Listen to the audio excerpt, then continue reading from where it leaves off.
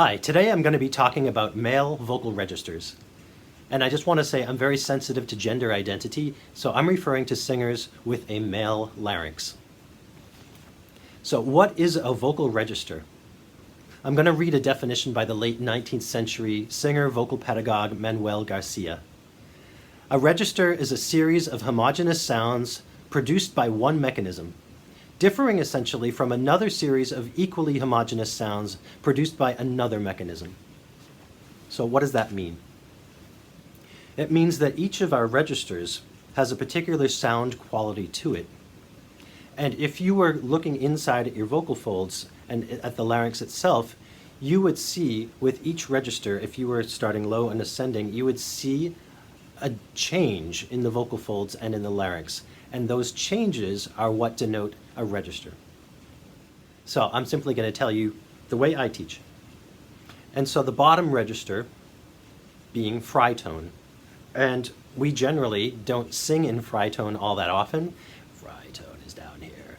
You hear a lot of people speaking in fritone these days. It's not necessarily the most healthy thing for your voice, but there are certain styles of singing, like throat singing, that do include fritone, so we're going to include that in this list. Above fritone would be chest voice, and for males this is generally where most of us speak, and that can encompass quite a large range. Above that, and this is debated with voice scientists, the existence of head voice. And I'm not talking about falsetto, I'm talking about head voice, which is really a blend of chest voice and falsetto. Some people call it reinforced falsetto. And I am going to show you my dissertation. And the title of this is, Do You Mean Head Voice or Falsetto? And the reason that I came up with that title, I was teaching vocal pedagogy many years ago, about 18 years ago now. And I was talking about head voice, and one of the students in the class said, do you mean head voice or falsetto? And I was writing my dissertation at the time, and I thought that's perfect. And it's because a lot of people use the term falsetto for head voice, not necessarily knowing what the distinction is. So we're going to talk more about head voice. And then above head voice would be falsetto. These are mostly conductive terms, and if you go back to previous chapter on resonance, we're talking about conductive sensations. So chest voice, or voce di petto in Italian, we feel in our chest bones that sensation of buzzing. With head voice, in our skull and our cheeks, we feel that buzzing. So those are called conductive sensations, and that's why they're called chest voice and head voice. In the world of voice science, there are different names for these registers. The bottom being pulse, which is the equivalent of fritone. Above that, we have modal, which is where we speak, which is the equivalent of chest voice. And then above that, we have loft, meaning like up in the loft, and that's the equivalent of falsetto. So notice in this model, there are 3 registers, as opposed to the conductive sensation model, where we have 4 registers. Ideally, when we're singing, we want to be able to sing through all of our registers sounding like we're the same person, rather than having very different qualities between all of our registers. Unless we happen to be singing in a certain style where we want to accentuate our register breaks, such as yodeling. So how do we smooth out our register breaks? The first step is finding them. So where are these transition points between registers? And these are called passagio points. Passagio is an Italian term, and it means passage. So it's a passage from one register into the next register. Most males have 2 main passagio points. And the first passagio point is easy to find on an untrained male singer. So if you are ascending in a scale, it's going to be that first moment where someone starts raising their chin to hit the note because they haven't developed that sense of breath support yet. So if they were going,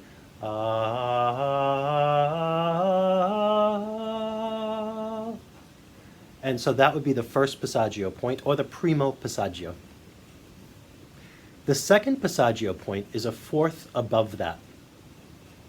And that's the second passagio point, or the secondo passaggio. And that's where a male cannot sing any higher without flipping into falsetto. So that area is about a fourth, and this is flexible. So it's not always going to be exactly a fourth. It might be a fifth, it might be a third, but in general, it's about a fourth. And it's going to differ depending on which voice type you are.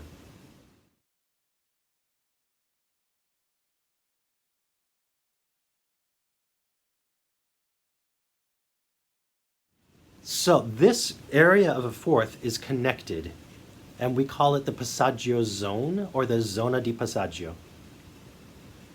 And this is where a lot of issues can happen in the male voice. And it has to do with lack of support, and it has to do with body tension. And so how do we work through the zona di passaggio in a healthy way and get the breath connected, get the energy into the sound, and get the voice moving? Another name for the passagio zone is called the call voice. And the reason it's called the call voice is it lies in that medium-high area where we normally don't speak. But we do use that if we were going to say get someone's attention and shout across the parking lot to call someone. It's like, hey! So that's not normally where I speak, but it is in that upper area, and it gets the breath moving. It doesn't feel like it's pushing. It's using resonance and it's using breath. And that's exactly what singing is. So having students feel that sensation is often very helpful. This is a student I'm working with to use that call voice and get the energy into the sound by alternating with saying hey a few times and then actually singing one and putting them in the exact same place. And this is a great tool for finding that balance. If you're doing this with a student, watch and make sure they're not trying to call someone from their throat, but it is from the breath and is through the resonance. Ready, and.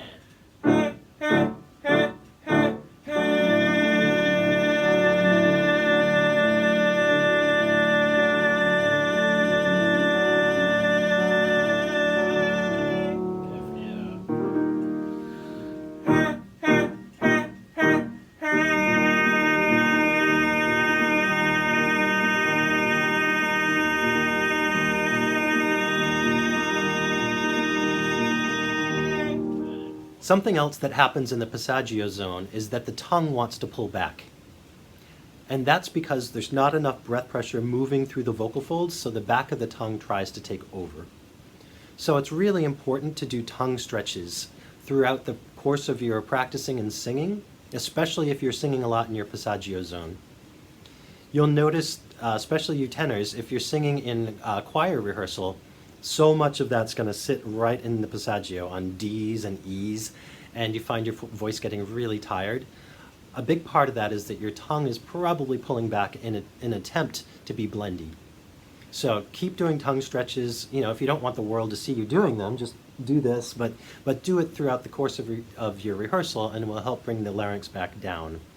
So the ideal goal is when you're in the passagio zone, that the larynx tries to maintain a nice low position rather than creeping up, which it will do. You'll see it once you start singing high, and if you're starting to get tired, you notice your larynx ascend and ascend and ascend.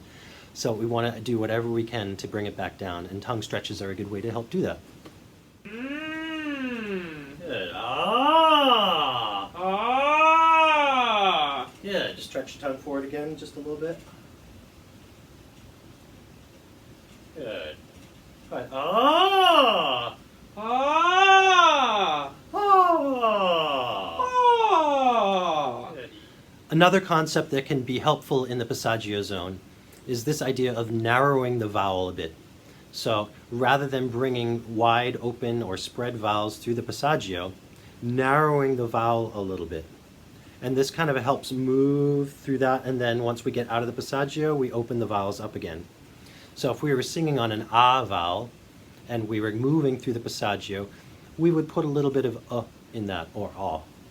But rather than ah, ah, ah. And we can do that by modifying the vowel a little bit or rounding the lips a little bit, but making that more narrow. Ah.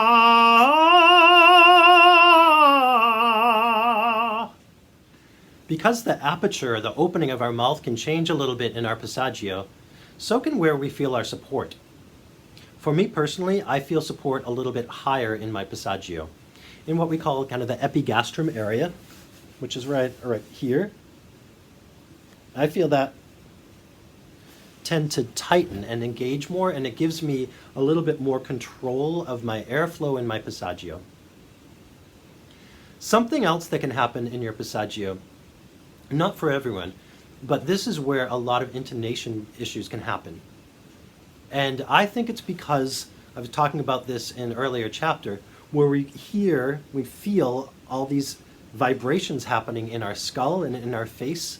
And I think that happens particularly in our passagio zone for males.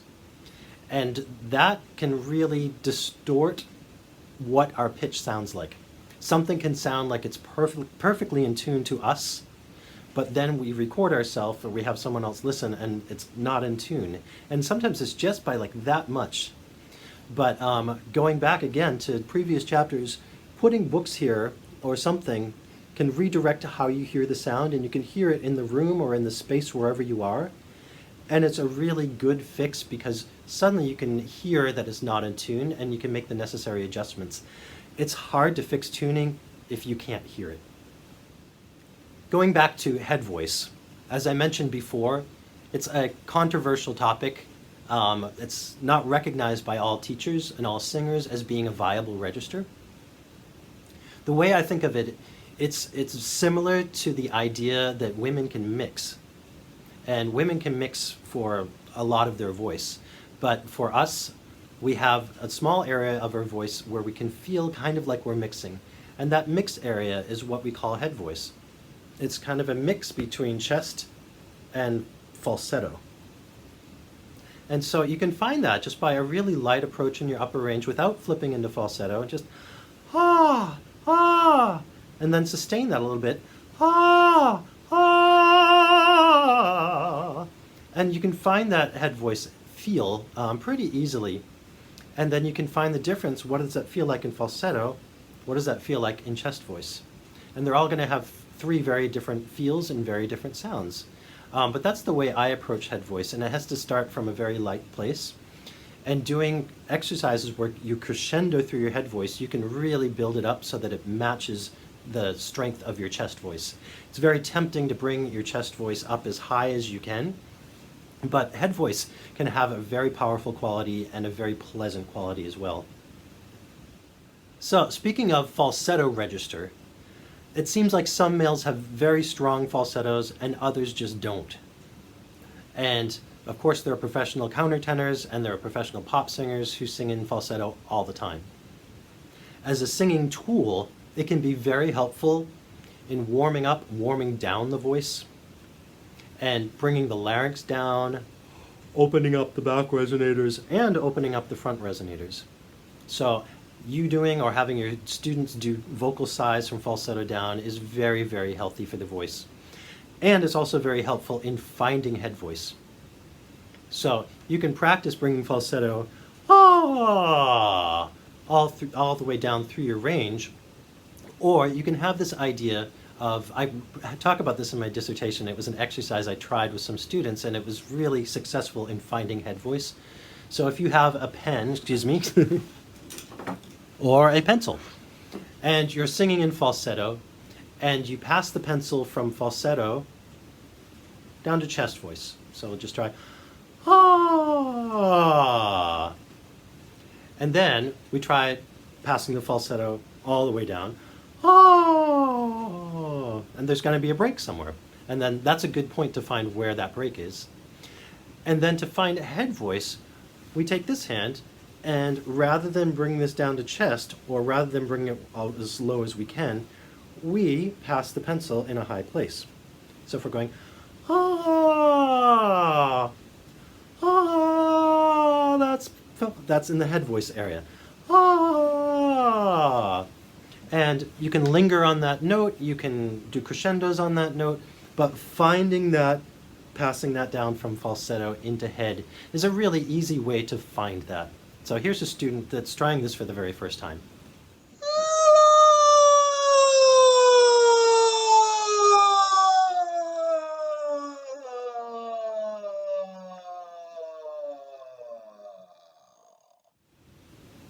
As singers and voice teachers, I think we recognize that there's not one solution to every problem.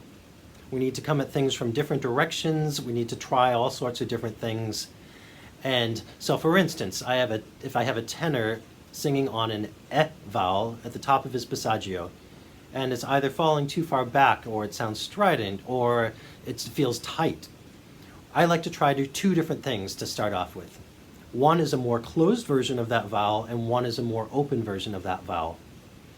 And usually one of those is the right way to go, and then we can find that and tweak that. And for each singer, it's going to be different, and it's going to be different in what language you're singing, where you are in your range, where you're going from that note. And so playing around with all of that, but modifying the vowel, adjusting the vowel to whichever side of that is going to work. And particular vowels like I and E can feel a little bit unstable, especially in the upper parts of our voice. There are two what I think of as very stable vowels, and that's E, the small letter E, and O. And so quite often, if we can lean whatever vowel we are trying to find into one of those two families, I think often we have more success, especially, like I said, in the top part of our range and in our passagio. There's certainly more I could say about male vocal registers, but I am going to cover more in upcoming chapters on voice classification and range extension. Thank you so much for watching, and please subscribe to my YouTube channel. And the next chapter will be on female voice registers.